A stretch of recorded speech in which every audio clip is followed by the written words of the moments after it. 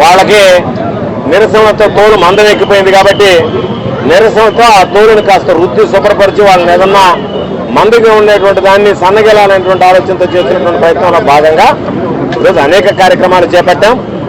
10వ తేదీ భారీ ర్యాలీ నిర్వహిస్తున్నాం. మేము అడిగేటువంటి ప్రశ్నలకు ఒక్కదానికి కూడా ఈ ప్రభుత్వం సమాధానం చెప్పేటువంటి పరిస్థితులు లేదు.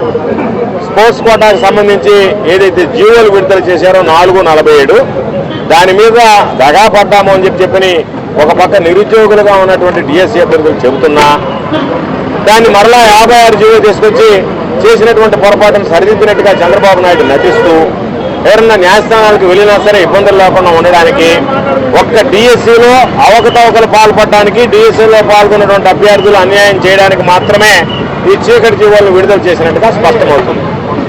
అధికారులు మాత్రం మేము ప్రభుత్వం ఇచ్చినటువంటి నియమ నిబంధనల ప్రకారం నడుచుకున్నామని చెప్తున్నారు.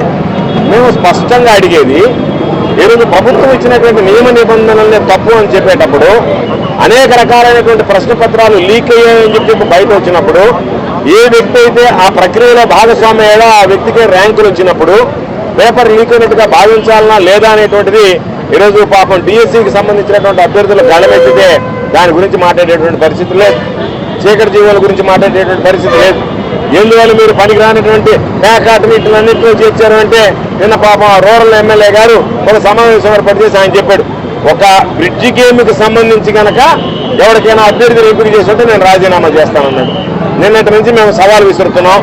సరే, శ్రీధర్ రెడ్డి బ్రిడ్జి గేమ్లో ఎవరు ఎంపిక చేయలేదు, రాజీనామా చేయబడలేదు. ముఖ్యమంత్రి గారు బ్రిడ్జి గేమ్ని ఆ జీవోలు విడుదల చేయడం తప్పని మీరు ఒప్పుకున్నట్టే కదా. మీరు అన్న మాటలో అర్థమైంది, బ్రిడ్జి గేమ్కి సంబంధించి ఎవరికి అవకాశం ఇవ్వలేదు అన్నారు. అవకాశం ఇచ్చేటువంటి ప్రయత్నం ముఖ్యమంత్రి చంద్రబాబు చేశాడా లేదా అనేటువంటిది స్పష్టంగా అర్థమైపోయింది. ఇచ్చినటువంటి జీవోలో జీవోఎంఎస్ నంబరు 4 ఏదైతే ఉందో స్పష్టంగా ఆ గేమ్ ఉంది.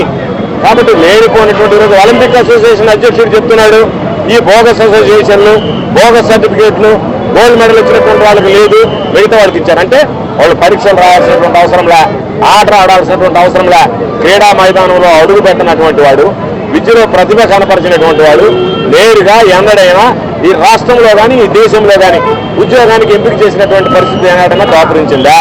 అటువంటి దుర్మార్గమైనటువంటి పరిస్థితి ఉంది కాబట్టి ఈరోజు దాని మీద వైఎస్ఆర్ కాంగ్రెస్ పార్టీ గాలమెత్తింది. ఈరోజు దానికి సంబంధించి అనేక రకాలైనటువంటి కార్యక్రమాలు ముందుకు తీసుకువెళ్తున్నాం. కాబట్టి మా ప్రధానమైనటువంటి డిమాండ్ ఏదైతే ఈరోజు కేంద్ర ప్రభుత్వంలో ఉన్నటువంటి ధర్మేంద్ర ప్రధాన్ విద్యార్థుల నిరసనకు తలపి రాజీనామా చేశాడో, నారా కుటుంబం విలువలు లేనటువంటి కుటుంబం, నైతిక విలువలు లేనటువంటి కుటుంబం నారా కుటుంబం. అయినా మేము ఎందుకు డిమాండ్ చేస్తున్నామంటే కనీసం వాళ్ళని చూసైనా, ధర్మేంద్ర ప్రధాన్ని చూసైనా ఆయనకి నిరసన జ్వాలలు ప్రారంభమైన వెంటనే నైతిక విలువలు పాటించి రాజీనామా చేశాడు కాబట్టి ఆయన్ని చూసైనా మీరు నేర్చుకోండి అని చెప్పి ఈరోజు మీకు హితవు చెప్తున్నాం. తక్షణమే లోకేష్ రాజీనామా చేయాలి. జరిగినటువంటి పొరపాట్ల మీద సిబిఐ విచారణ కోరుతున్నాం.